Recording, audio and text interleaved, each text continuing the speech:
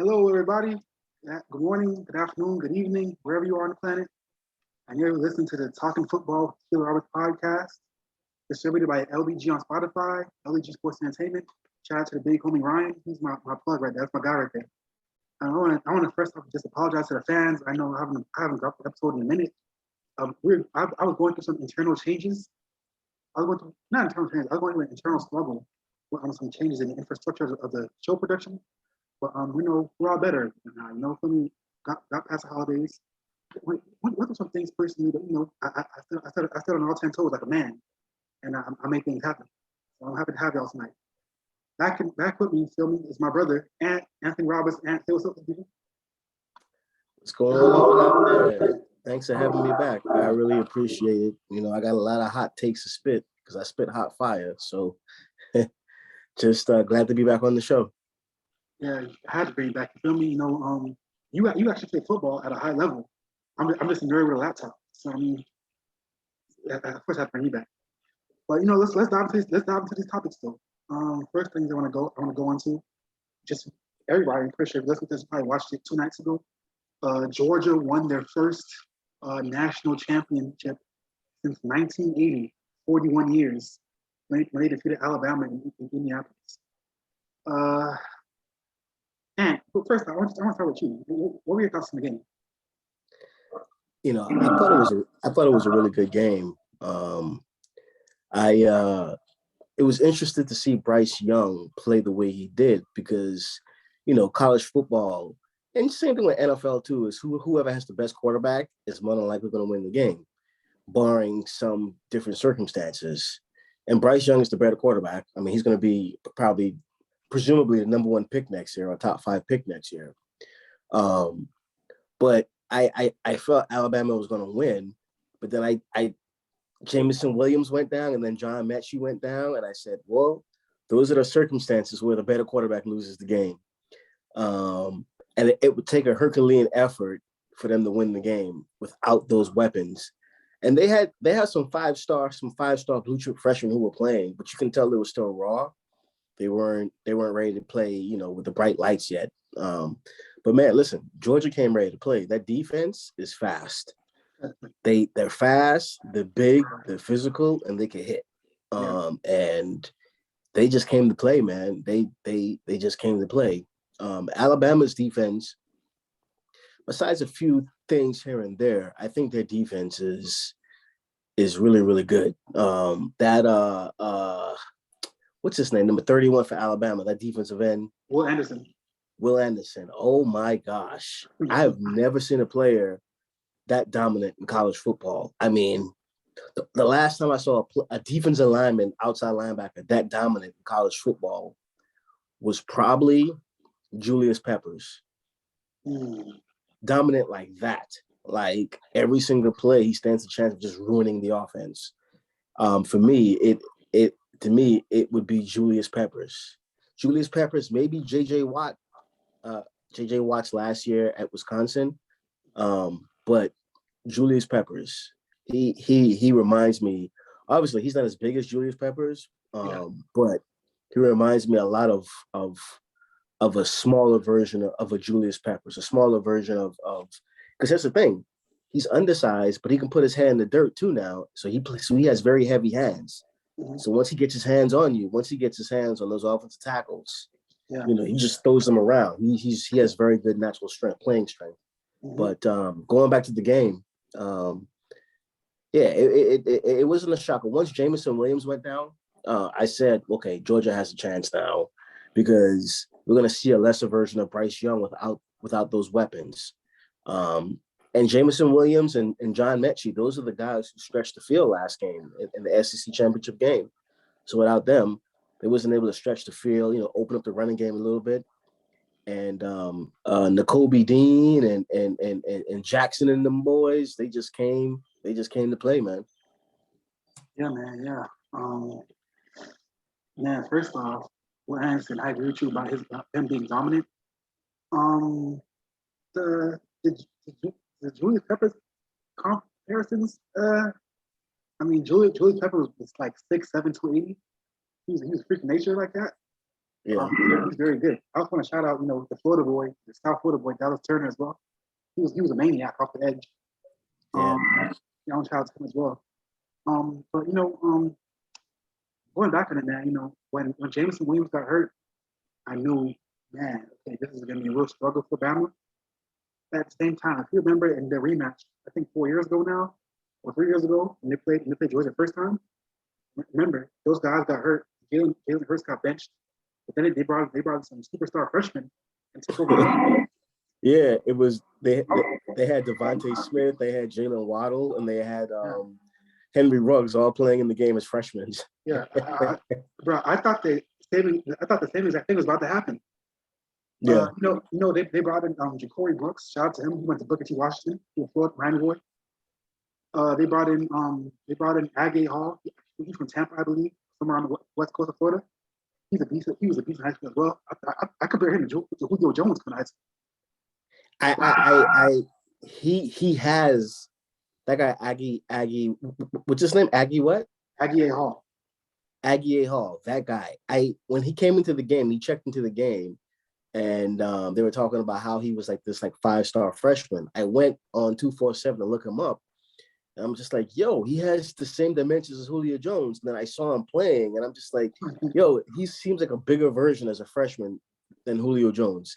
Yeah. And I saw him with the ball in his hand running on a flat route. And I'm like, yo, he's big and he looks like he can fly.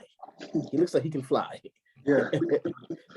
So I'm like, Alabama's going to be good for the next 3 years. Well, at least for the next 2 years, because he may leave as a junior because he's big and he's fast. Yeah, for real, yeah. But like I was saying, man, once James Williams was out, it looked like Alabama struggled. Bryce Young, it seemed like Bryce Young struggled for a bit. They try to get at the tight ends working a lot.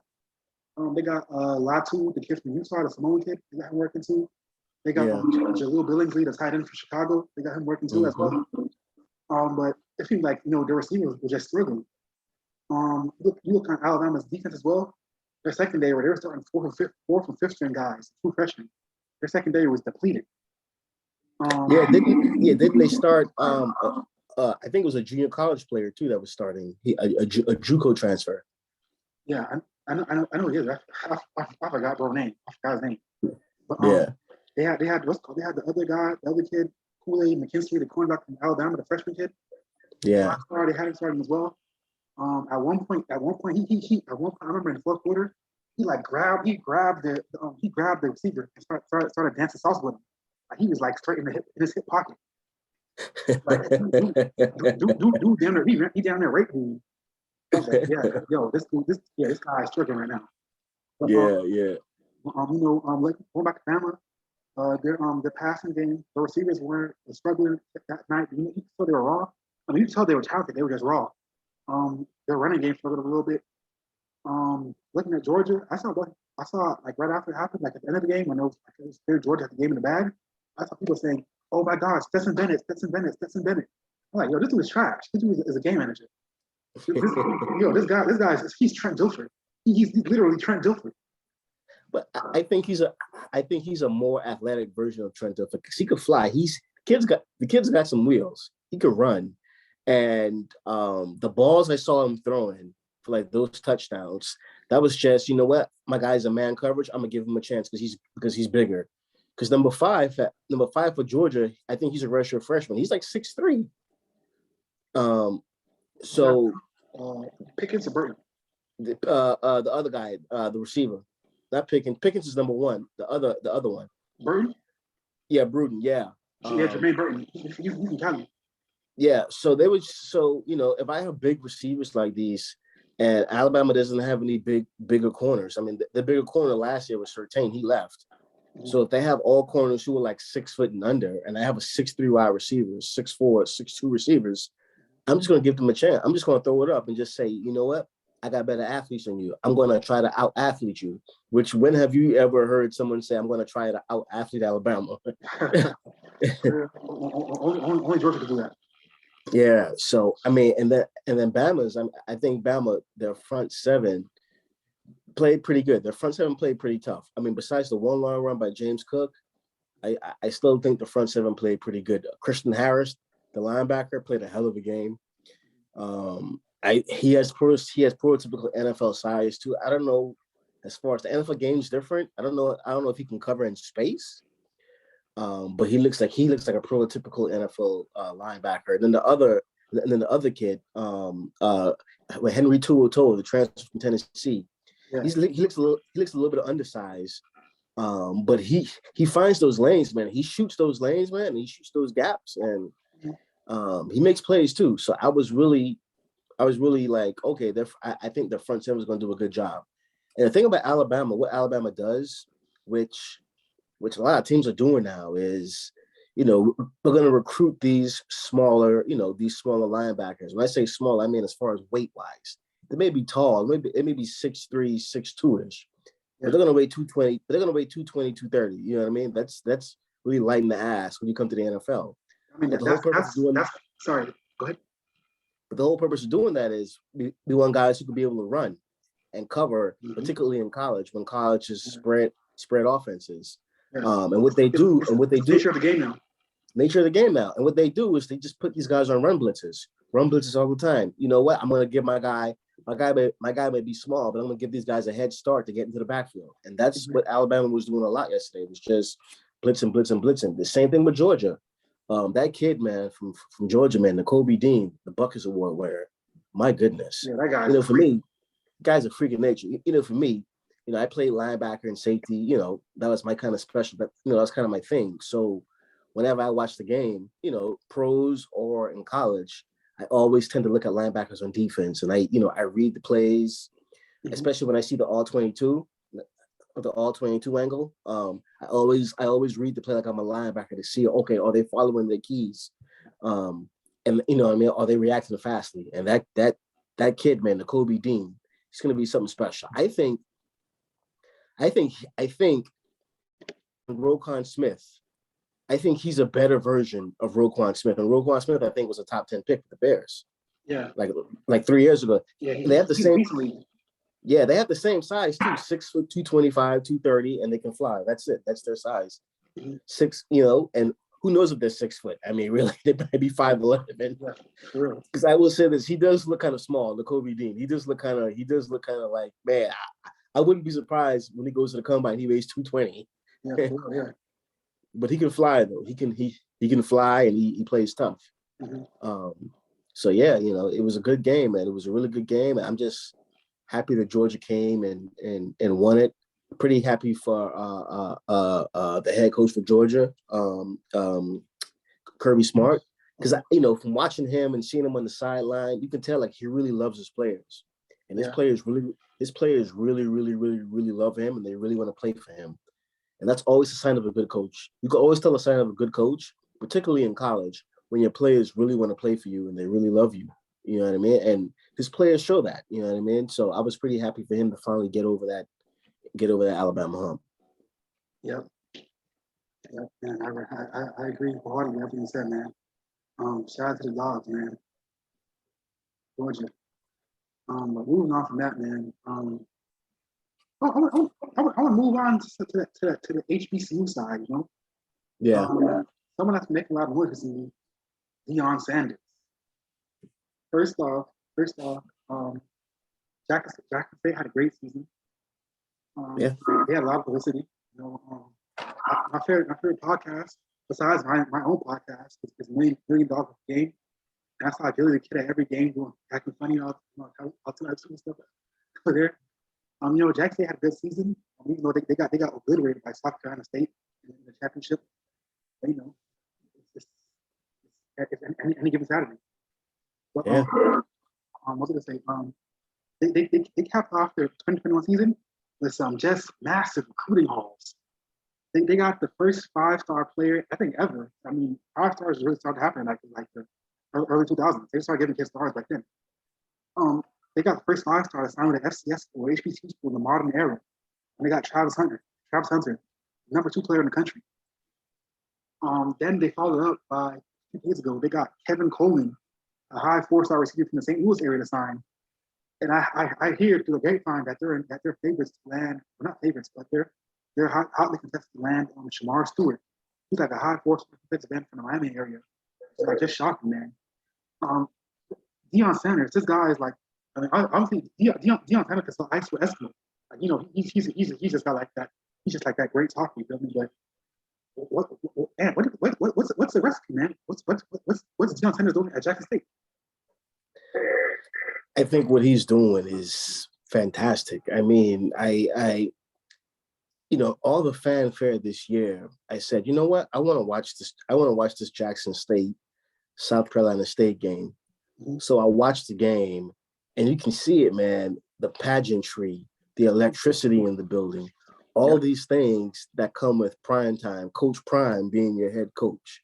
And then seeing the players and then seeing all these, it was a beautiful thing to watch. They didn't come out with a victory, but it was a great thing to watch. And then I went and looked at the roster and looked at the staff. He has like professional like NFL coaches, like coaching these kids up. Mm-hmm. So I feel like, and he has a former defensive coordinator in the NFL, a really good defensive coordinator who was his defensive coordinator at Jackson State. He was a defensive coordinator for the Jets when they had Darrell Revis and Antonio Cromartie under Rex Ryan. Mm-hmm. I think players are looking at it and saying, you know what? I can go anywhere and get coached up really well and do certain things, or I can just go here and learn the game of football under these professional coaching staffs. And also, by the way, if I'm a five-star, secure the bag. And also as well, the whole pageantry of an HBCU and then the band and, it's a beautiful thing, man. And, not just that, a lot of these kids these days don't realize that HBCUs were the only places where Black athletes were able to play in the 60s and the 70s and even up until, the early 80s, you know what I mean? So HBCUs, I want to say there's about 15 to 20 like Hall of Famers and the NFL Hall of Famers from HBCUs, maybe even more than 20. So these were the schools where, we were allowed to play. The SEC didn't really start like accepting like Black athlete until maybe the late 70s, early 80s, like that. So, I think, it would be in the best interest of these guys to like say, you know what, I should consider HBCU. You know what I mean? I should do this. The long game for Prime, I think, is whatever he's doing at Jackson State. It's a good job. You know what I mean? What he's doing, he's teaching these kids. But I think the end game for him, I think, is to get to a Power 5 team, namely Florida State. I mean, I'm pretty sure that's where he would want to go to, his alma mater. And I think he would do a good job even at Florida State. And a lot of times, a lot of people think that, head coaches, particularly in college, I think Deion Sanders is a really great football mind and a really great teacher, regardless. But a lot of times people think that coaches get out coached, particularly in college, because of, he's a better coach or it's a player's game. It's a player's game, and it's what's your staff looking like? How's your position coaches? How's your strength and conditioning program? Like, these are the major things for college, for college teams to be good. Strength and conditioning, who's the position coaches, and what the program is like. So I think for him, the end game is to get to a Power 5 conference. I know if I was, next year, if I was an AD of a major Power 5 conference and I had to fire my coach, first person I call is Prime immediately. Immediately, I would call Prime immediately. So yeah. I think Deion Sanders is an amazing recruiter. First time, as a coach, I mean, straight getting more talent. The rest of like the flock, the Southwest Athletic Conference. But I mean, as a coach, I think he's so. I mean that South Carolina State game was embarrassing. I think right now, if he were to get hired by Florida State, I think that would be a massive calamity. I think he'd do significantly worse than Willie Taggart. But this is my opinion. Yeah. I also want to chat about Grambling State. Grambling State, they just signed Hugh Jackson as head coach. Yeah, shout out to Grammy. And yeah, man. So shout out to all of us, man. Shout out to Jackson State. Yeah. Hey, shout out to my boy James Houston. Plays linebacker for Grammy. For Jackson State. Yeah. So moving on. We're gonna move over to the NFL right quick. Black Monday just passed recently. I want to go through some coaches that got fired recently. First off, we're gonna go with probably the most controversial one. Brian Flores got fired by the Dolphins after compiling a 24 and 25 record over 2 seasons. What are your thoughts on that? At first thought, when he got fired, I was in an uproar as well. Because the first season he didn't have any players at all. The second and third season he started getting good players, so he really started coaching them up last year and this year. So I was really looking towards the outlook for the team next year, and especially with me being a Dolphin fan. So I was kind of pissed at first, but then I started thinking back to last year and this year, and how he always had Tua on like a short leash, ready to yank him out the game. And for me as a player, I've dealt with that, like being on a short leash, getting into a groove, getting into a groove to play. You know what I mean? So I've experienced being on a short leash, and I saw how it affected me and how it affected my play. So I could imagine how it would affect a quarterback. And I just didn't like the fact that he always had Tua on a short leash. He would put in Ryan Fitzpatrick, bench Ryan Fitzpatrick, put back in Tua. Like, you can't build any team chemistry that way. You can't build any kind of team unity. So, I was looking at that, and I started thinking too about the offense. He never really played to Tua's strengths, I guess. There was always a short passing game. Like, take some shots. Like, I never really liked the offensive coordinator. I mean, he hired these old farts, guys who've been coaching for like 50 years in the NFL, to be the OC. I mean, this is a new age like game. Like, give me, we need someone young. We need a Shanahan. We need the guy from the Rams. We need young coaches. We need like a Brian Daboll from Buffalo. We need an offensive mind like that. We need these new concepts, not these drop back 5 yards. He's going this, like, I felt the offense was so stale the past 2 years or two, and he had a short leash. And me knowing the short leash, I kind of felt like, man, like, I'm pretty sure he's Tua's like getting into some arguments with him, and I come to find out today, and I think yesterday it was broken news that he doesn't know how to manage relationships with people. He talks to people any way he wants to. Like, him and Tua got into a screaming match before, like all these different things. And it's just like, dude, you're the head coach. Like, I get it.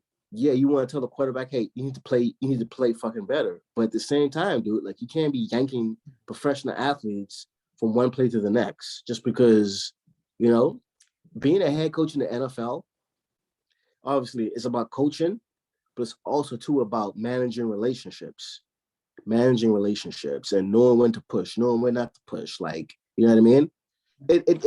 And for me, when Flores got fired, if you noticed, take a look at this. When he got fired, and I pinpointed that immediately when he got fired, I said, yep, this is why he got fired. If you notice, when he got fired, the only players in that Dolphins team that were like shocked, that was just like, what's going on? That were like kind of like saying like, I don't understand what's going on, were only defensive players.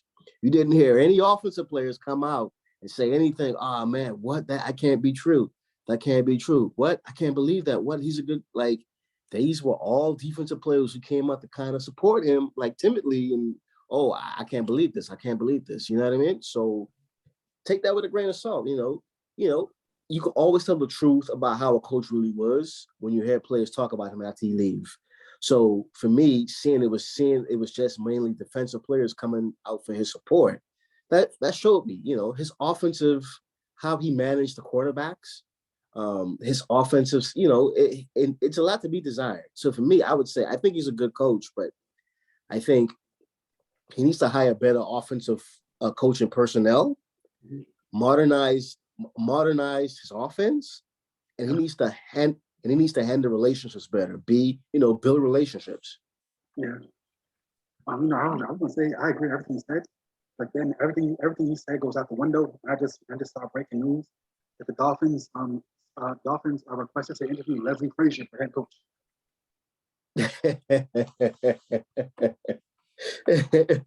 He's a good defensive coordinator. So Right, from did you see him in Minnesota?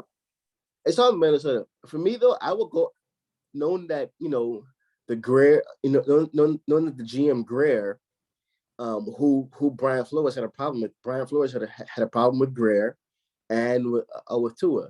If I was Greer, knowing that I pitched Tua and my job my job relies on Tua being good, I would go with an offensive guy. I would go with Brian Daboll from Buffalo because what he's done with Josh Allen, and granted, Tua isn't as athletic as Josh Allen. He'll never be, Not at but all. I think Brian Daboll can construct an offense around the strengths of Tua and the strengths of the players that we have, namely the guy who just broke Anquan Boldin's record, the kid from Alabama. Um, Jalen Waddle. Yeah, Jalen Waddle. I'm past the Devontae Parker. Oh, like wishing him to be good. Like, yeah, we need to get rid of him. Yeah, yeah, He, yeah, yeah. he Get his he's ass a, he, around. yeah, he's a complete bust. He's a complete bust. So we need to get Jalen Waddle. I like Gasecki. Bring in a few more pieces. Bring in a big receiver. I'm done waiting on Devontae Parker. He had 1 year. He had one good year, just like Carson Wentz had one good year. Whenever you have one good year as a player in the NFL and you've been in the NFL for 6 or 7 years, that's called an anomaly. You're trash. You're not good. Um, so we need to get rid of him. I mean, and I know we gave him a big contract, but he's been a bust. We need to bring in another bigger receiver. We need some offensive line help. But I would go with Brian Daboll because I think the defensive pieces are there. I think the pieces that are there on defense, and I think if he brings in someone from Buffalo, the coach's defense, because Buffalo's defense hasn't really been good this year, but in the years past with Josh Allen, they've been pretty solid. I think if he brings in someone from Buffalo and kind of continue those same concepts, those same man concepts, and those same blitzing concepts, I think we'll be good. Yeah. I just want to say, man, please, no more Belichick hires, man. Oh my No, gosh, no more people from Bill Belichick's tree, man. God damn. like Bro, literally everybody from this tree sucks except Bill Belichick. yeah, everybody sucks. Which brings me to Joe Judge. This fool really ran a quarterback sneak and victory formation on second down, talking about he was trying to get more yards to punt the ball. I am sorry. His career is finished.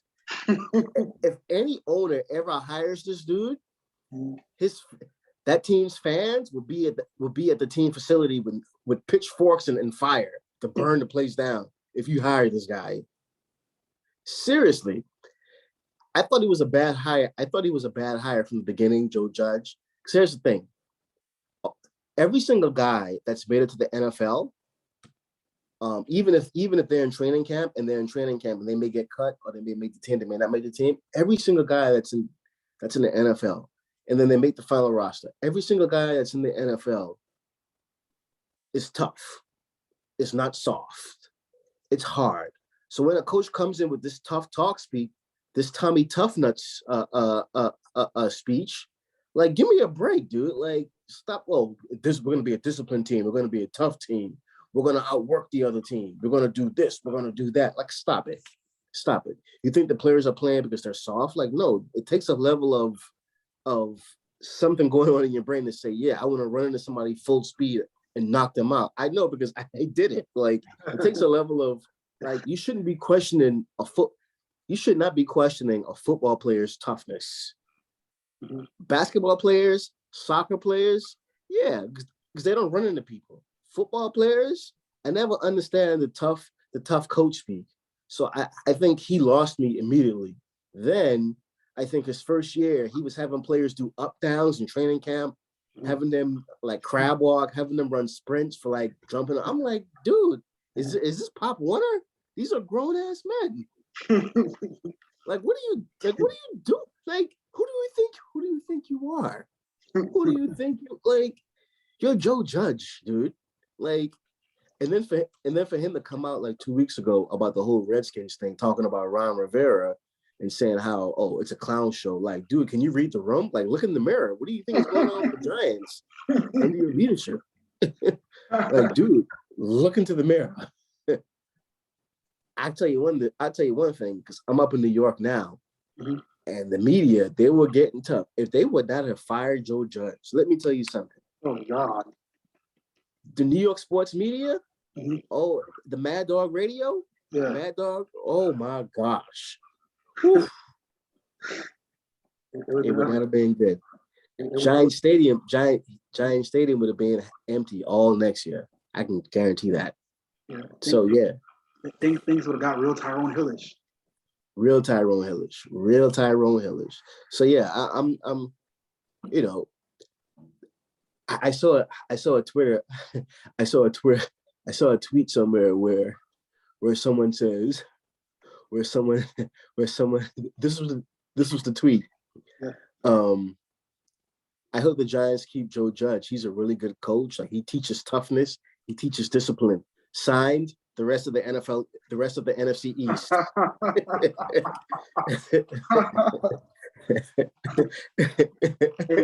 Hey man, Joe Judge, man. I'm pretty sure Joe Judge is a great guy personally.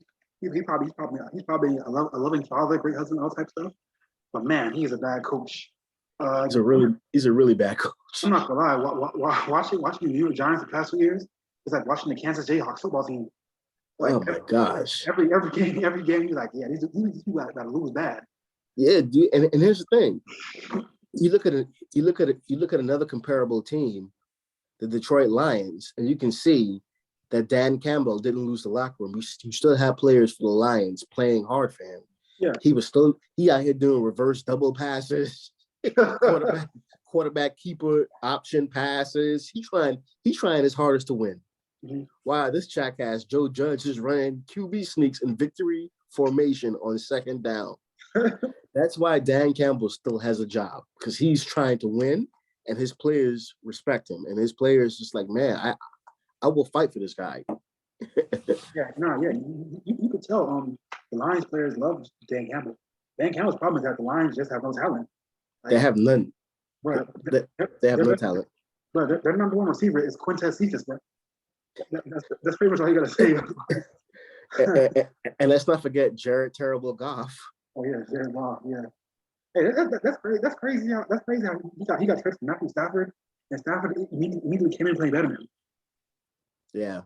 But yeah, man. More coach firings. The longest tenured one of all the coaches that got fired. Mike Zimmer got fired by the Minnesota Vikings. He was there for 8 seasons. Yeah, I mean, the Vikings kind of like slid down. I mean, they were finished for 2 years. They kind of slid mainly due to injuries. They kind of had some bad contract as well. But I mean, I think he got fired. I mean, I guess ownership want a new era in the Twin Cities. They fired the general manager as well, Rick Spielman, Nebraska fan, who that is. And yeah, man. How do you feel about that? Yeah, I think Mike Zimmer, I think the problem with him being fired is he got fired because Kirk Cousins is just average. That's it. Kirk Cousins is just average. And he's going up against the Packers and against the rest of the NFC with a water gun, and they're coming with a full nuclear arsenal at quarterback. So he's bringing a water gun to a nuclear arsenal fight with Kirk Cousins. I mean, you got Kirk Cousins. And that's just that. You got Kirk Cousins, and you're paying Kirk Cousins like he's an amazing quarterback. So their cap is all jacked up. You know what I mean? Yeah. So I mean, he lost his job because Kirk Cousins. I mean, he couldn't get it done because he had Kirk Cousins as a quarterback for the past 7 years. Well, is it 7 or 8 years? Kirk Cousins has been there. I think it's 7. Yeah, however long. Yeah, that's why he lost his job. And we gotta. Yeah, some coaches are terrible and they can't coach like Joe Judge, and they think they're the smartest guys in the room, like Joe Judge. That was nothing that bugged me about Joe Judge. He thought he was the smartest guy in the room. Um, but sometimes you gotta stop looking at these coaches and saying they can't coach, and look at who their players are, and look at who's their quarterback. His quarterback was Kirk Cousins. Like, come on. I mean, you know, I call him Mr. Check Down Charlie, like Alex Smith. Although he was launching the ball now with the LSU wide receiver, and he was launching it with Stephon Diggs and with the other receiver. But I mean, there was times when they traded Stephon Diggs to Buffalo because Stephon Diggs was arguing with him, like saying, like, dude, like throw the ball downfield. And Yeah. then you saw the receiver last year arguing with him, the other receiver, not Jefferson, the other one, the other. Yeah, Adam Thielen. You remember last year how he was arguing with him on the sideline? Like, dude, throw the Yeah. ball. Yeah. Like, They're not gonna lie. quarterback Kirk Cousins. You're not going anywhere, but Kirk Cousins is your quarterback. I'm not gonna lie. Damn, yo, Kirk Cousins is so bad. It's such a bad passer, bro. Hey, you seen that video of him at his wife gender reveal thing? Like he had like there was something to open like bust open the box and like reveal gender. Like you could tell like he's throwing like hit the box. Yo, My goodness. that dude's arm This is year, chopped. yeah, I forgot which game it was. He had two of the most worst interceptions I've ever seen in my life. Where he overthrew the guy by 20 yards. It looked like a punt to the safety, and the safety caught the ball like a punt. Like, I'm like, who was he throwing the ball to? Like, come on, bro, come on. Yeah, man. Yeah, man, you're not going anywhere with Kirk Cousins as a quarterback, man. I mean, and yes, if you look at his numbers are going to look good. Like, oh man, look at these numbers, man. He may be a good quarterback. Yeah. But what people fail to understand is that the NFL is an offensive game. The game is curtailed towards the offense to score points. So if you even have just a little bit of understanding of offense and knowing where to throw the ball to, you're gonna be able to move the ball. That's why Davis Mills from Houston looks good, even though he's terrible. It's because the game is catered towards the offense. You know what I mean? If the game is catered towards the offense, then if you have at least one manageable quarterback in the game with Minnesota's offensive weapons, you're gonna look good. You know what I mean?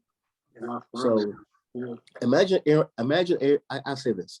Imagine Aaron Rodgers with those weapons. And granted, Aaron Rodgers has weapons. Yeah. You know what I mean? He got Like, Adams, Alan Lazard. yeah. So, he lost his job because of Kirk Cousins. Denver, Vic Fangio, I think. Whereas I think Mike Zimmer was progressive with his coaching and able to move along, with the times in coaching. I think Vic Fangio wasn't. I think he coached way too conservative. That last Kansas City game where they were down by a touchdown and they drove the length of the field. And it was fourth and like one on the 10-yard line to get a first down. And it was like 4 minutes left in the game. And I'm just like, dude, he has to go for it right now. Like, you're down a touchdown with 4 minutes left. You're in the red zone and it's fourth down and one. Dude, you have to, it may have been like fourth down and 3 or fourth and 4, something like whatever it was. It was under 5 yards. Yeah. You have to go for that. Like, you're playing against Pat Mahomes in that offense. You have to go for it. Like, seriously. Like, and fourth and 1, he kicked the field goal. So it was 24-28. He kicked the ball off on deep. He kicked the ball off, and they played defense. It never got the ball back. It just ran. Casey just ran the clock out. Like, that right there is indicative of him being a conservative coach. Whereas the coach for the Chargers, he's overly progressive. He's always going for it. That Brandon Staley, he let his nuts hang. Yeah, but there needs to be a middle ground with going for it. You know what I mean? And it's it's the flow of the game, how the game's going. Obviously analytics, those kinds of things. I think for me, the person who uses the analytics and the flow of the game the best and saying, yeah, I believe analytics, but I'm gonna go for it or whatever, or no, I'm not gonna go for it, I think is John Harbaugh. He does it the best. He uses analytics, but he also knows, like, I'm gonna go with the ebb and flow of the game. If the ebb and flow of the game is, go for it, I'm gonna go for it. If not, I won't. But for Fangio, man, he and for me, I think part of it was he was just too conservative as a coach. I mean, and not going for it on that 4th and 4 or 4th and 3 and kicking the field goal is what he was. He's a conservative coach. And the modern day NFL, where you got to be up pace and progressive and throwing the ball all over the, you know what I mean? Mm-hmm. Also, as well, the GM and John Elway, they didn't do him any favors with Drew Lock as quarterback. Or I love Teddy Bridgewater. He a Miami kid. I know that I like him. You know, I support him. Blah blah blah blah. But you know, Teddy Bridgewater is not the answer neither. And John Elway has, ever since Peyton Manning's last year, they've had a championship kind of defense. And their offense has been shitty because they can't find the quarterback. Really, really, really, really just shitty because they can't find the quarterback. Now, if Aaron Rodgers leaves Green Bay at the end of this year, I think Denver would be a team that he would definitely look at and playing. So yeah, so that's Minnesota, Denver, which gets me to the Chicago coach and the GM. I know Deshaun Watson has what's going on with him now, and you know, but looking at it in a vacuum with just how he's played in his entire career, yeah, the GM for the GM for the Bears, Ryan Pace, selected Mitchell Trubisky over Deshaun Watson. Deshaun Watson, who Deshaun Jackson, who single-handedly beat Alabama in the national championship game. Mm-hmm. After you see that performance in the championship game, 4 months later at the combine, and then at the draft in April, 4 months later, you select Mitchell Trubisky. Like, seriously. Mitchell Trubisky from North Carolina, you pick him over what you just saw 4 months before that at the national championship game. So right then and there, he should have been fired. And Deshaun Watson said, like, yo, it'd be your own decision not picking me. Like, you know, I don't want to hate, but, you know, they're going to have to live with the consequences. And I think Deshaun Watson's living with the consequences, too, of his personal life and the decisions he's made. But let's be, I wouldn't get busy because rubbing tug spots. Yeah, you know, and I gotta say allegedly because he's not being proven guilty in the court of law. So yeah. Allegedly, yeah. Yeah, it Ryan Pace had to go. I mean, you pick Mitchell Trubisky, you know, and I get it. Granted, I think you may have nailed on this quarterback in Justin Fields, but I think the coach wasn't using. I think the coach wasn't using Justin Fields correctly. You don't think Justin Fields is going to be good? I don't know, bro. I mean, I think Fields wasn't given enough. I think Fields wasn't really given many much favors. But I mean, when he did have time to shine, man, he was struggling out there, bro. Yeah, but let's think about this too, though. Justin Fields didn't have any weapons, didn't have any O-line. Yeah. All Chicago had was defense, and the defense this year. I mean, you can see the defense is starting to get older now, man. They're starting to get old, man. That Khalil Mack ain't as dominant as he used to be, man.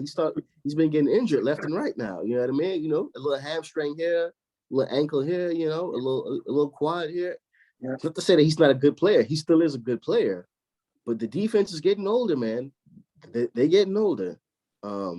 So I think Fields is going to be good. I just think they need to, you know, protect him and get some weapons for him. I think, although he looked really bad on that one play for Alabama, Evan Neal, the offensive tackle from Florida, who he left Florida to go to Alabama, which I mean I would have too. I mean, Florida State, Florida, and Miami, all three state schools are terrible. So I would go to the next best school, which is close to me, which is Alabama or Georgia.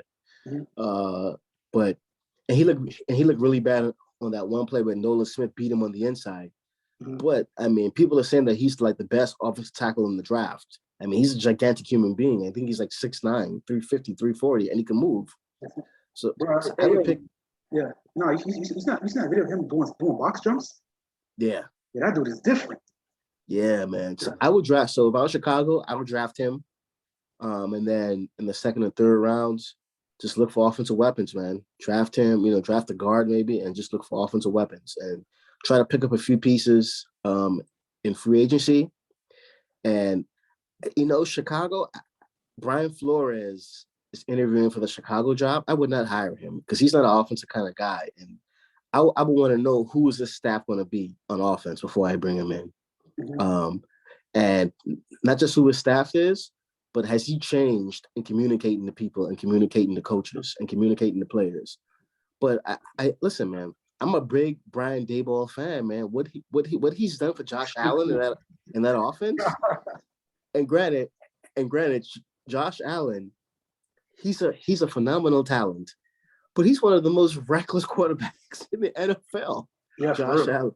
Real talk, real. He's so athletic. He's so good. I'm part of the Bills Mafia. I like Josh Allen, man. But listen, I'm a Dolphin fan. Listen, I'm a ride Dolphin fan, but I like Josh Allen. He's just so reckless, dude. And I like the fact that Josh Allen just has all the confidence in the world. He trusts his athleticism and his arm so much where he's just like, you know what? Fuck it. I got it. You know what I mean? I like that. I like that moxie and that confidence that he plays with. And it's not really I'm part of the Bills Mafia. I like Josh Allen as a quarterback. That first year where he looked like shitty, I was just like, man, his decision making is terrible, man. But I like his confidence. Yeah, He threw the ball the other way, like he did in the Houston playoff game. But it's just like, well, damn, I like his confidence. He has all the tools, man. He just needs to be coached up a little bit better. And sure enough, he's been coached up pretty well, man. And so yeah, I think Brian Daboll in Buffalo, seeing if he can do the same thing with Justin Fields that he's done with Allen, I think that would be a really, really good fit. Yeah, that's what I'm saying, man.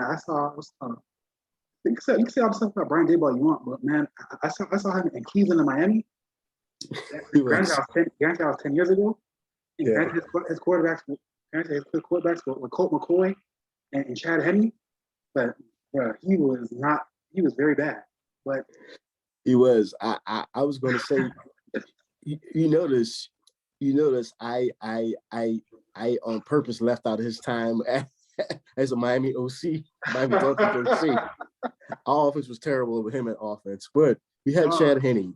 We had Chad Henne as a quarterback, dude. Like, we weren't good. We didn't have any players. And they kept on thinking Chad Henne was the answer quarterback. I remember for that span because that's when I was down in Miami. Yeah. I was Chad Henne'd out, man. Like, I'm done with this guy, dude. Like, get us another quarterback. Like, I'm done with Chad Henne.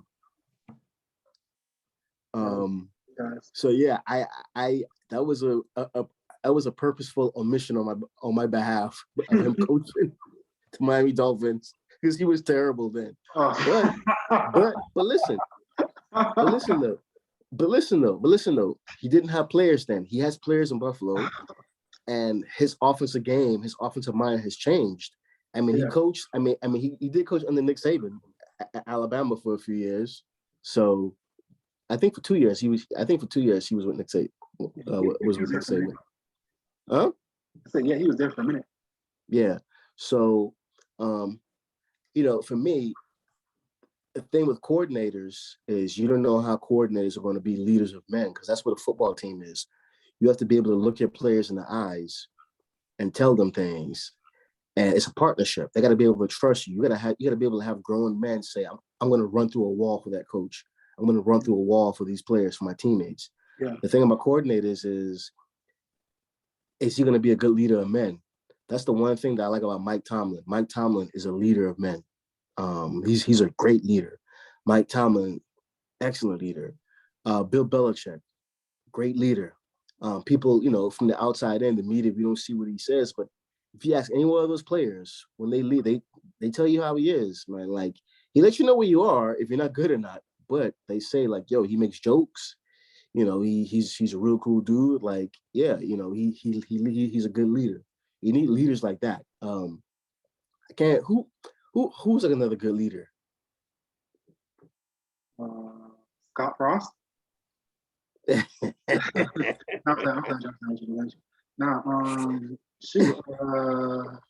Tony Dungy. Tony Dungy was a good leader. Tony Dungy, Jim Caldwell was a good leader. Andy Reid, I think, is a good leader, although I think he concentrates on the offensive side of the ball too much. Yeah. What's it called? Speaking of Jim Caldwell, I think I saw today. I think he's linked to Dolphins job. That would be good. I think that would be good. I think because he's an offensive coach. I mean, he coached Peyton Manning. I mean, Jim Caldwell developed Peyton Manning, and he developed Andrew Luck. That would be a fire. That'd be a fire pick too. The problem with Jim Caldwell, he really developed Peyton Manning. Well, it was him and it was Tom Moore. I think Tom Moore was the offensive coordinator. And I get it. Like, and how do you develop a player when it's Peyton Manning? Like, that's like saying, man, I developed Michael Jordan. Yeah. No, Michael Jordan was Michael Jordan. Exactly.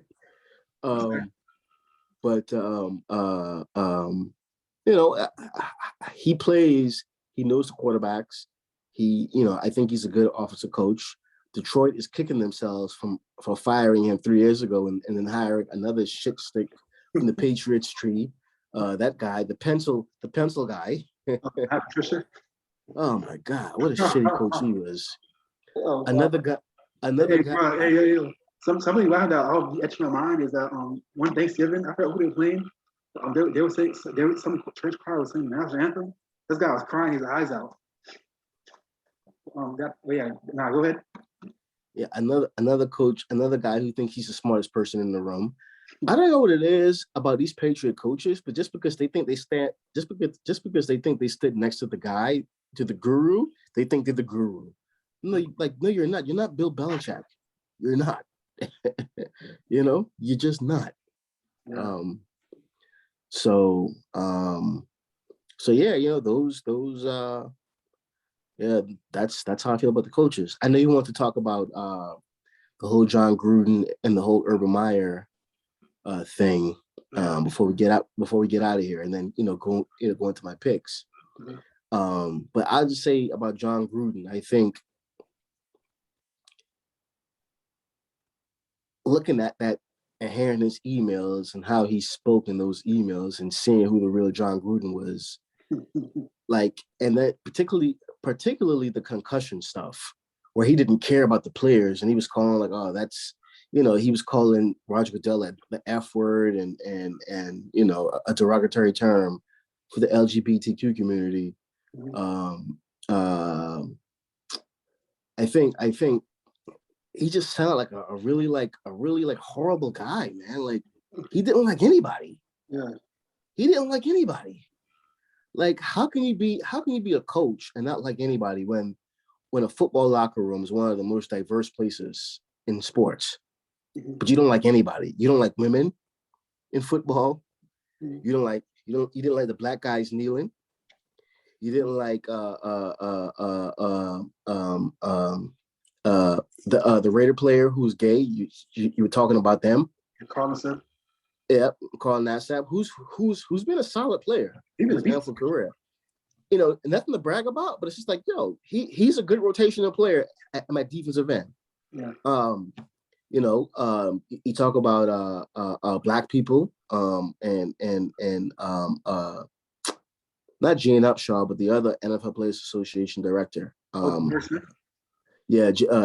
Smith. So yeah, he just sounded like he didn't like anybody. Yeah. And if this is how you really feel, dude, like, kick rocks, man. And the thing that really bothered me the most was the concussion thing. Like, Roger Goodell is trying his hardest to make the game safe. And this part was really, really underreported. Like, yeah, he said some bad things about everybody.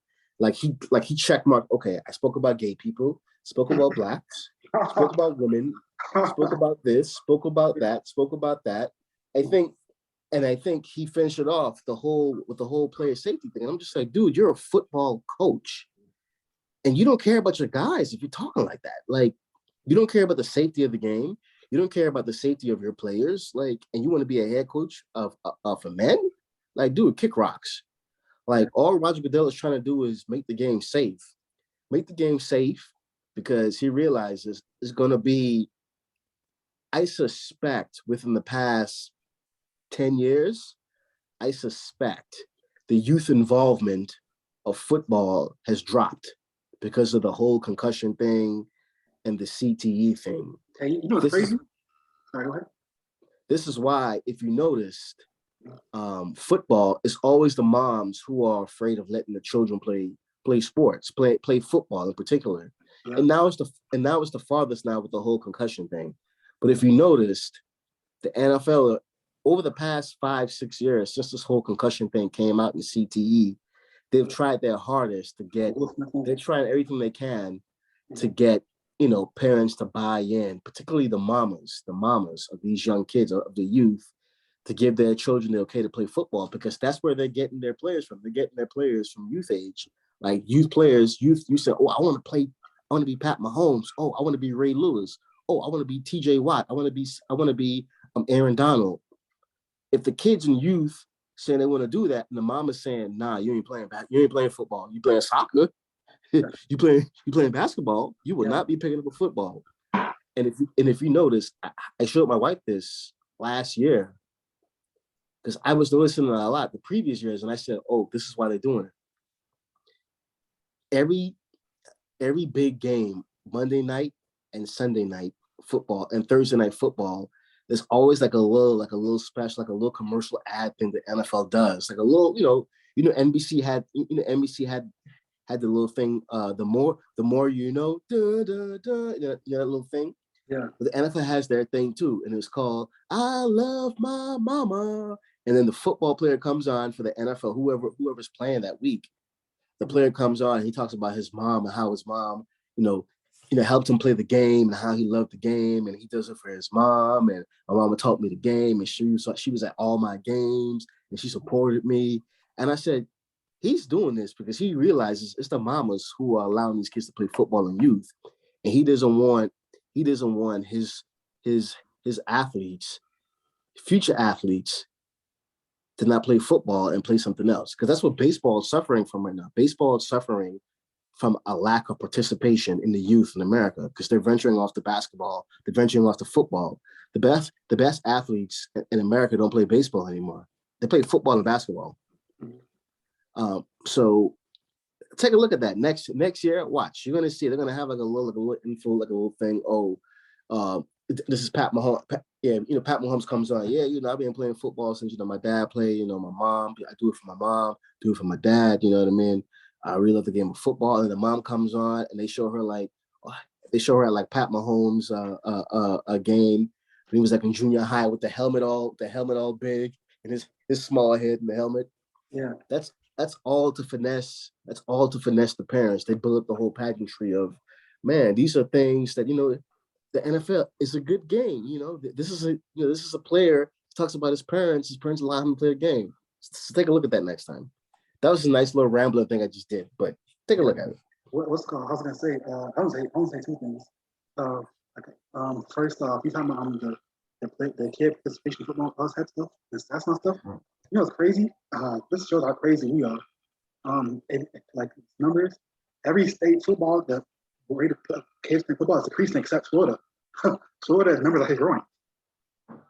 So every state has decreased, but Except Florida is increased. Yeah, Florida, we're retarded down here. But, Florida, listen, man, we love our football, man. We love our football. Yeah, but what was I gonna say? Yeah, and also besides that, going back to Raiders, John Gruden.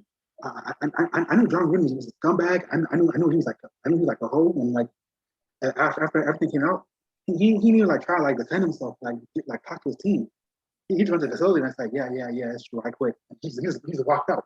He didn't talk to nobody. He didn't. Yeah, and that's just that he didn't make any apologies. He never He didn't apologize to anybody. He just said, "Yo, I'm sorry to anybody I may have offended."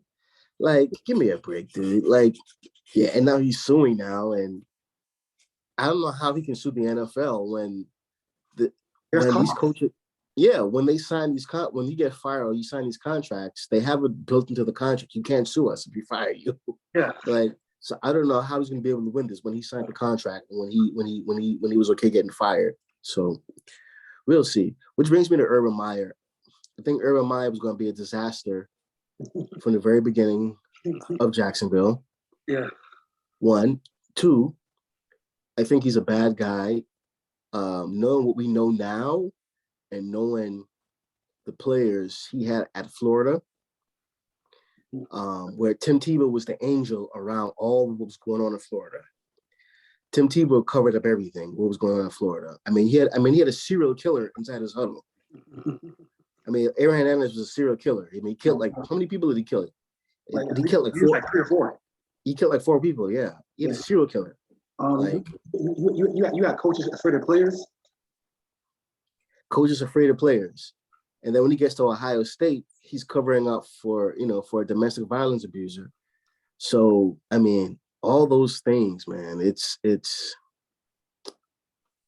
yeah, man. It's he's a bad guy, and you should have never gotten that job. So good riddance to him, and good riddance to John Gruden. Hey man, I was gonna say, I'm a Jaguars fan, and I was gonna say, I think the Urban Meyer era was gonna fail spectacularly when he drafted Trevor Etienne in the first round and said that he's gonna be a good third down back. He's gonna be a good wide receiver. And I was like, oh God, this is not gonna be good. Oh, yeah, man. Au revoir. Yeah, he wanted him to be his. Yeah, he wanted ATN to be his Percy Harvin. Yeah. Which, by the way, I had made a tweet the other day about Trevor Lawrence and how people were saying like, man, why doesn't he look good in this, that, and the third? And granted, now they keep on talking about this one little throw he had last. That's just one throw. There's like 15 quarterbacks who can do that exact same thing. Mm-hmm. Ryan Fitzpatrick can do that exact same thing. He may not be as fast, but he can like fumble it up in the air and reverse out, run out, and toss it in the back of the end zone. Yeah. So don't make it seem like, wow, that's an amazing play that only he can do that. There's about 15 quarterbacks that can do that, and some of them aren't good. But I made the argument. People were saying like he's a can't miss prospect, and my argument was I don't think he's a can't miss prospect. He's not an Andrew Luck. Andrew Luck didn't have the talent at Stanford that he had at Clemson. His freshman year when he won the championship against Alabama, people don't realize that entire front 4 defensive line, 3 went in the first round. Yeah. 3 went 5 guys, I think 6 or 7 guys off that defense all got drafted in the first 4 rounds. Yeah, for real. Like, it's more than Trevor Lawrence. He had nice talent around him. And his freshman year was his best year because he had 3 first-round picks on the defensive line. That defensive line dominated Alabama's offensive line. Like Christian Wilkins, I thought he was going to be a monster when the Dolphins drafted him. And he's been solid for us. Yeah. I think he can be a little bit better because he's super athletic and he's strong and he can pass rush. But yeah, people forget that. Like, he had that offensive line. Did you see that defensive line? You know what I mean? That defense. They had Trayvon Mullins, second round. Think about he had T. Higgins. He had Hunter Renfrow. He had Travis Etienne. These are players. And if you look at the offense they ran at Clemson for his 3 years there, it was a system, but the system was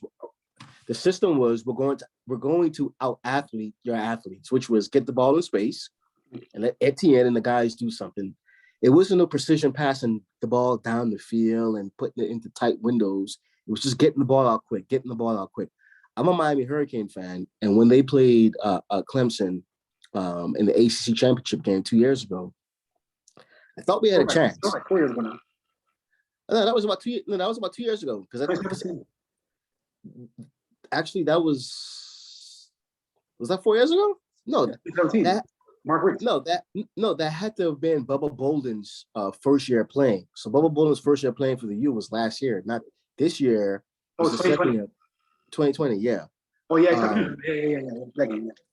I thought Miami really had a chance because I felt like, you know what, you can't out athlete Miami. But then what I saw in that game is like, they really out athleted Miami because Miami didn't have the linebackers and the DBs to run. So what they would do, they would just throw the ball in space, throw it in space, attack the edges. And right then I said, you know what? They're not throwing the ball down the field. And if you noticed this year with Clemson's offense, it's not the way it is. They don't have those athletes no more. If you notice those athletes on offense, they don't have them. They all gone. They all gone. Just think about it. I can never pronounce DJ Ugalele. Yeah, Ugalele. Ugalele. Think about it.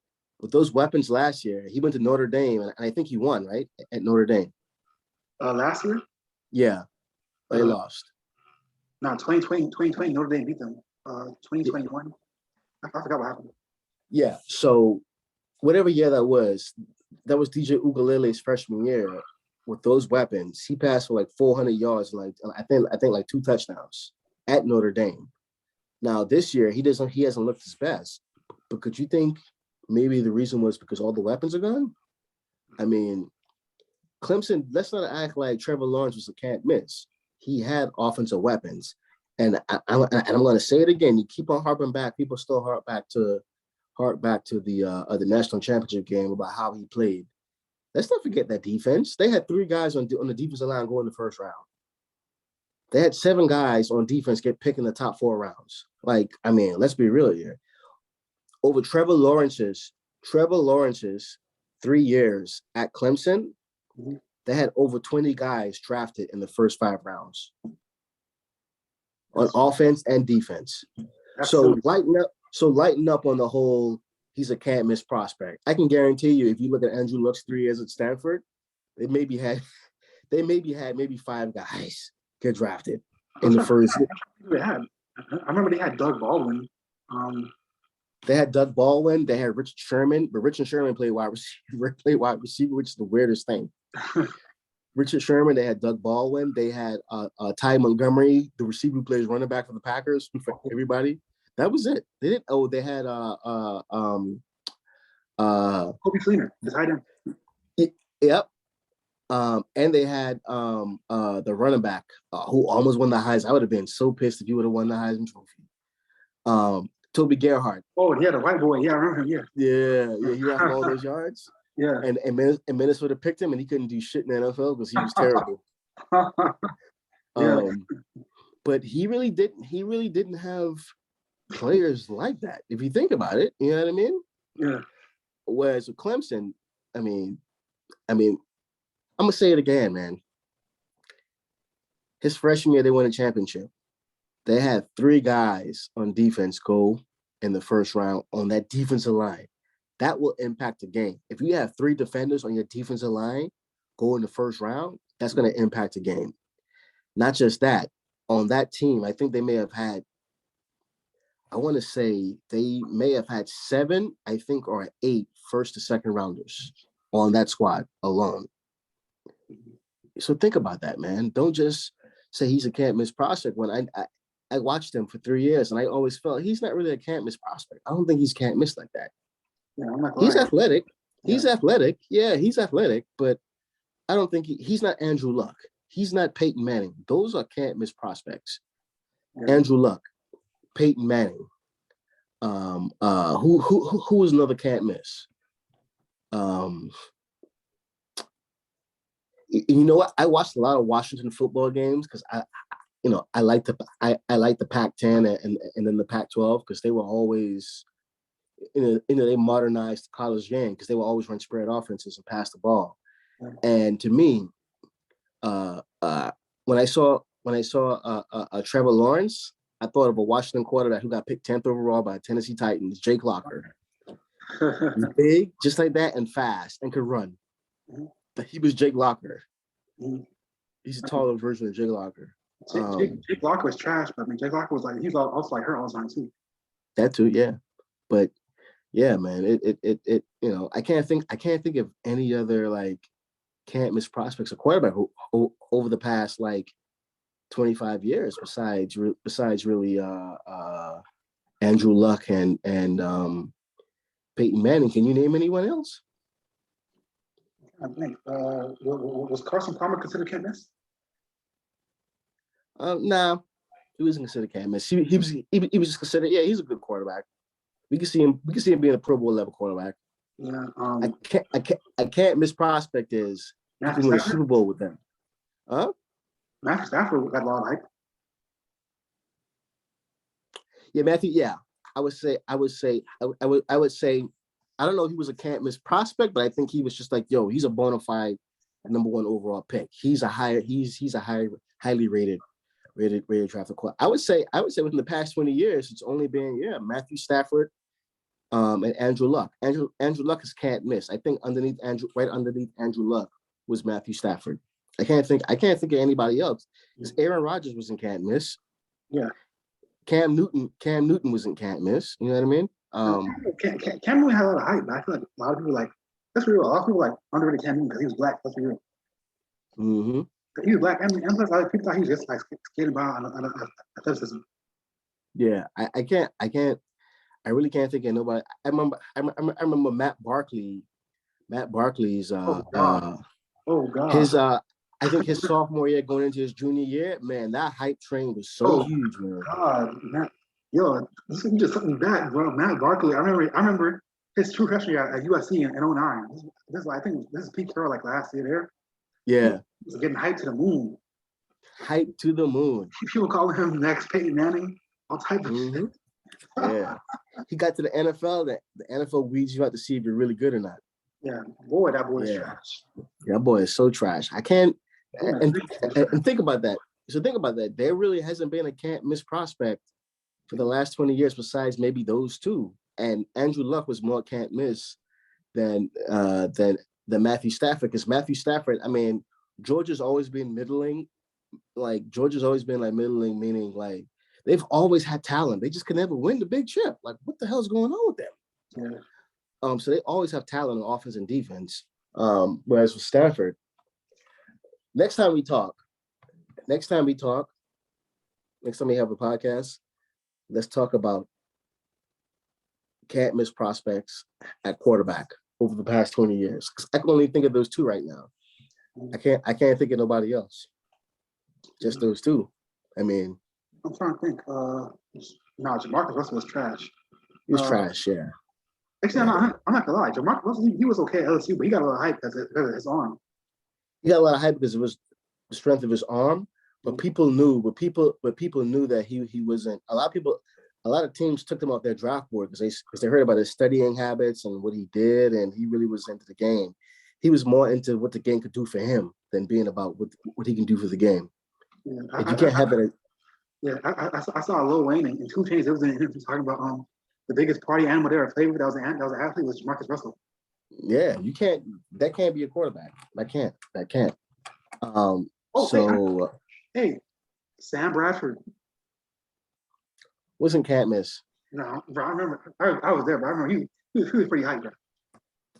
They hyped him up, but I don't think he was can't miss. Think about it. Oklahoma just ran the short passing game, the short to medium passing game. They just ran their offense because this was prime Oklahoma Bob Stoops when they had like a passing game, man. They was recruiting receivers. So yeah. I think they had good recruits around him, and Sam Bradford was very active with the ball. I tell you one thing, boy, he was a bust, boy, but he sure was a ball at the bank. He's a franchise player at the bank. Made all that money, boy. He's the reason why, because he got drafted that year, and then Cam Newton got picked the next year. He's the reason why the NFL teams started the rookie salary cap. Yeah, because they gave him $40 million guaranteed up front, and they gave, I think it was like 5 years, like $70 million, $40 million guaranteed. 5 years, 78. Yeah, and the NFL's and then the players union and NFL said like, wait a minute, what are we doing? We didn't know this kid can play. and they got the ball in from the Players Association because the Players Association believed like, yo, let's take this money from the rookies and give it to the veterans and let's see if these guys can really play. And then the very next year, Cam Newton got that $20 million contract. So yeah, he was 1 year off. He should have stayed in Florida. Hey man, nah. So speaking of campus prospects, Florida was too wrapped up in what's name, John Bradley. Oh my gosh. Listen, man, I hate the fact the media and people who have ulterior motives love hyping up these white boy quarterbacks. And Mac Jones is another one of these guys they're hyping up. Mac, terrible bum Jones, hyping up tremendously. Mm-hmm. If the New England Patriots got to pass the ball, you can call it game over. And they got to pass the ball to win. Mm-hmm. Mac Jones, highly overrated. His mind may be good, leadership may be good, but the talent-wise, his ceiling is he's not that good. He's not that good. And I just looking at it like the mid-year of this season, the media was just, oh my God, Mac Jones, he's Tom Brady. And Boston fans, I dislike Boston fans, Patriot fans, because they think they're God's gift to football. Patriots fans, on Twitter, oh my gosh, they worship the ground Mac Jones walk on. I'm just like, you do know he has a water pistol for an arm, right? You do know if you watch their offense, he's just throwing balls into the flats to receivers. You do know that, right? He's not throwing the ball downfield. Like, he's not. But yeah, man, they really, really like bigging up these quarterbacks, man. They really, really like bigging these guys up, man. Bigging up Jake Fromm. They really picked. And that's one thing I was mad about Kirby Smart with, man. He picked Jake Fromm over Justin Fields. Did you see what Justin Fields did the final 2 years at Ohio State? Bro, bro, Georgia could have won a championship like 3 years ago if they would have kept Justin Fields. They picked Jacob Fromm. Everything I love, bro. I have no clue. Jake Fromm got rated 5 stars. He's so terrible. He's so trash. So whack from day one. From day one, he's trash. Another guy they big enough to be good, man. Bigging him up to be good. Mm-hmm. But yeah, man. Mm-hmm. But yeah, that's not coaching, man. We can move on from there. We can go to these picks for the wild card week. I'm gonna start off with Raiders versus Bengals. Who you got? Oh yeah, I got my handy pencil right here. Raiders versus Bengals. They're playing at Cincy. I got Cincy. Jamal Chase is real. him and the quarterback. What's the quarterback name? Joe Burrow. My gosh, that dude good. He's cool, Joe. He's Joe Montana. He's a bigger version of Joe Montana. I think he's like 6'4", like 230. Joe Montana was like 6 foot, 6'1", 195. Mm-hmm. Dude, would you believe that Urban Meyer had this guy, had him at Ohio State, and he had, who else did he have? He had him. He had Justin Fields. He had Braxton Miller. And he had someone else at Ohio State at quarterback. JT Barrett. I mean, like, good God, dude. And Cardell Jones, like, good God. I mean, and you can say the same thing about Alabama. Alabama had Jalen Hurts, Tua, and Mac Jones all in the same quarterback room. Yeah. But yeah, I got Cincy, man. I think the Jamal Chase, I think he's the offensive rookie of the year. But it would not shock me if the media tries to give it to Mac Jones. You're what happened. But Jamal Chase, I think Cincy's going to put up on a show. So yeah, I got Cincy. Actually, I'm not mistaken. I believe he got the he got the award already. I might be wrong. He's at the what? I believe Chase already got the award. But I might be wrong. Oh, okay, gotcha. I think they do it at the NFL Honors. Okay, yeah, I'm probably wrong again. Yeah. Yeah. Moving on from that. So you said you got the Bengals. Yeah, the Bengals. Yep. Yeah, I agree, man. The Raiders' great season have been. I thought the Raiders' season was free falling. I have no clue how they even made the playoffs. I have no clue. I think the Bengals are going to take them out of the misery, and yeah, the Raiders are going to go head coach on them. Mm-hmm. And that's about it. Next, Buffalo versus New England. Man, it's a tough game because Bill Belichick can coach defense, and if they were playing in neutral weather, or whether it isn't bad or windy, I'll pick Buffalo. And I'm in New York. It's been cold as hell up here the past few days, and very, very windy. And it's even worse up in upstate New York in Buffalo, where the wind is ridiculous up there. That So lake, that lake, man. So I don't know, man. I want to go to Buffalo, man, because I'm a Josh Allen fan. I think Josh Allen is one of the best young quarterbacks in the game. I love Josh Allen, but I think the weather the weather's going to have an effect on this game. If the weather is manageable, I think Buffalo pulls it out. If the weather is not manageable, I think New England pulls it out because I think Buffalo still can't run the ball. Even though they have shown some kind of running over the past few weeks, but yeah, it's tough, man. It's really tough. I'm gonna go though with keep my eyes closed, but I'm gonna go with Buffalo and just say they got the better quarterback, man. Because even in that windy game, the first game they played this year, where it was like 100-mile-per-hour winds, Buffalo was still trying to throw the ball, and Josh Allen's arm is so strong that the ball was still getting there. So I'm still gonna go with Buffalo. I got Buffalo. Yeah. So we don't know that this weekend is gonna be definitely cold, brutal winds, probably snowing too. Mm-hmm. If it's not snowing, everything's gonna be frozen. Mm-hmm. I gotta say, man, I gotta go with It's so hard, man, because I mean, at one point, I think Buffalo is one China team. At the same time, this is Bill Belichick, man. This guy is CEO of the Illuminati. Yeah. The, I just really don't know. It's hard to call. I mean, at one point, on one hand, I think Bill Belichick has the potential to pull something out the hat, but at the same flip of the token, I just gotta go with the one China team, man. I gotta go Buffalo. Mm-hmm.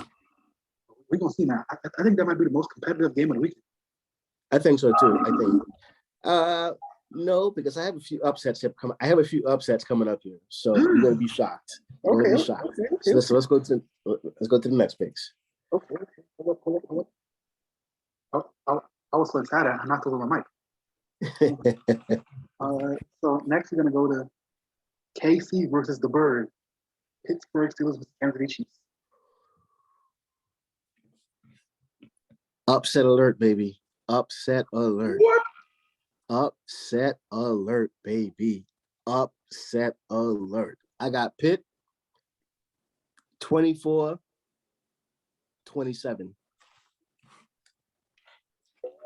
And I got Pitt because this is going to be Ben Roethlisberger's swan song. I think they're going to pound this ball. Najee Harris control the game clock, short passing game, and TJ Watt is about to explode. KC's offensive line has been terrible at best. Listen, TJ Watt about to be all up in Patrick Mahomes' ass like a bicycle without the seat. Okay? Okay? It's about to go down. It's about to go down. I'm telling you right now, and we know we have family that play for KC. He ain't gonna like this, but hey, listen. And I think Pittsburgh on the outside can match up with KC's receiver. I mean, if you just bracket Tyreek Hill, the other rest of KC receivers, I think you can match them up pretty good. I mean, you got the old bone remnants of Josh Gordon out there running routes like he has a piano on his back. I mean, so God bless him, but he runs routes like a piano's on his back, just like the receiver, just like he runs the routes. Going back to New England, he runs routes the same way. The receiver from New England, number one, who got picked by in the first round I think 2 years. What's his name? Kill. Oh my God. And I remember last year he was mad that Cam Newton wasn't getting in the ball. I'm like, dude, because you're running in quicksand. You're slow. you can't run routes. Hey man, Josh Gordon is rusty, bro. And you drop balls left and right. But upset alert, Pitt. I got Pitt 27-24. Write it down. Mark it up. I just want to say, man, I think you got your cotton picking mind. I got Kansas City, bro. 38-21. Ben Roethlisberger has been washed up since 2014. And it's 2013, really. It's a wrap for him. Honestly, Ben Roethlisberger ain't really been the same since Tim Tebow hit that game winner in 2012. But Yeah. Listen, I agree. I agree. Baron Roethlisberger's washed, but I think Pittsburgh defense is going to come to play, and I think that defense is going to make Pittsburgh real tight on offense. And I think Casey's going to get real tight on offense because I think T.J. Watt is going to come to play. T.J. Watt and Ironhead Craig Haywood's son going to come to play. I just think they're going to come to play. Now, I think they're going to have a problem. I think they're going to have a problem sticking Travis Kelce. Mm-hmm. But I think they're going to come to play. And what Casey's going to try to do, the short passing game to get, to stop the pass rush. And I get it. KC whooped up Pittsburgh this year too. But never forget, it's always hard to beat a team twice, man, in a season. It's always hard to beat a team twice in the season. So that's my upset. And Kansas City just obliterated Pittsburgh like 2 weeks ago when he's saying this. But hey, man, each his own, bro. And I don't mean obliterate. I mean like straight up demolish, straight up embarrass them. And each his own, bro. So moving on. Hold up. Moving on. Next game. The Los Angeles Rams versus the Arizona Cardinals. Upset alert. I got Arizona. Upset. Upset. Arizona is on upset. I think the Rams, Matthew Stafford, I think people for the longest have always thought of him being in Detroit. Oh, it's the players around him in Detroit. He's good. You've seen over the past like 6-7 games, he's been throwing the ball a lot to the other team. I think that's going to continue. I think Arizona's defense is very feisty. I think Chandler Jones is going to make some plays. I think Isaiah Simmons, there was an Isaiah Simmons sighting last week or a week prior against the Cowboys. Yeah. So I think he's playing, and looks like he's had a pretty solid season this year. I think he finished with like over 100 tackles. I think 2 sacks. I think a pick. So he's been playing solid this year. So I think that defense is going to come to play. Granted, I always worry about the opposing quarterback when you got Aaron Donald playing D tackle. because he can beat your offensive lineman over the head with you. So, but I think that's an upset. I think that score is going to be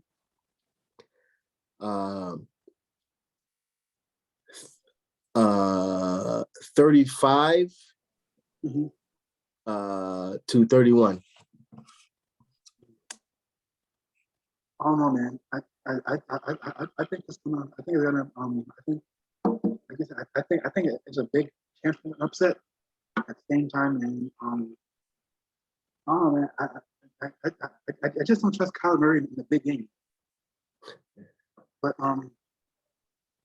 we'll see. And I gotta go with Rams. I'm not go with the Rams. I'm not making no choice.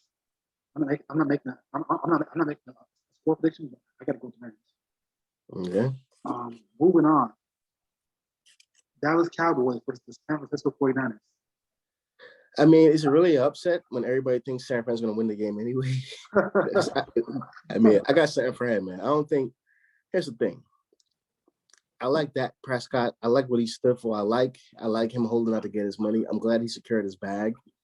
But I always thought Dak Prescott I think if you put any quarterback average to good in the Cowboys system with those players – with Jerry Jones wanting to spend money, and with it being the Cowboy brand, I think they're gonna look kind of good. Like, oh man, he's a good quarterback. And people always point to, oh well, look at his record, this, that, and the third. With his rookie year, where did they go? 13-3? Yeah. How do we know at 13-3, which was the best team in the NFL? How do we know they didn't underperform at 13-3? if they would have had Tony Romo, they could have won the Super Bowl. With Dak Prescott, they underperformed at 13-3. How do we know that? How do we know that didn't happen? How do we know that? How do we know the following year they didn't underperform? If they would have had a healthy Tony Romo, they could have won the Super Bowl again because those teams were stacked. Those teams are loaded. But I think San Fran, they're going to run the ball down their throat. I think Micah Parsons, they're going to run directly at him because he's kind of light in the ass. They're going to run directly at him. They're going to do a lot of misdirection to kind of get him like thinking, where the ball at. You know what I mean? And I think all those things are going to affect the way the Cowboys play because I think they're going to do because, the Cowboys can't rush the passer. I think they're going to do a lot of misdirection, a lot of screens, a lot of draws to mess up the 49ers. And as hard as it must say, I'm really putting my trust in Jimmy Garoppolo. But that lets you know how much I trust Dak Prescott, how much I think of Dak Prescott. So I got the 49ers, man. I got the 49ers 28, the Cowboys 24.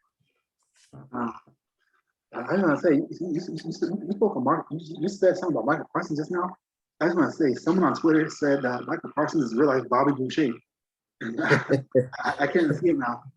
Like, bro, he really plays like Bobby Boucher. Like he's like off the field. He's kind of like an idiot. But that dude's like a beast in the field.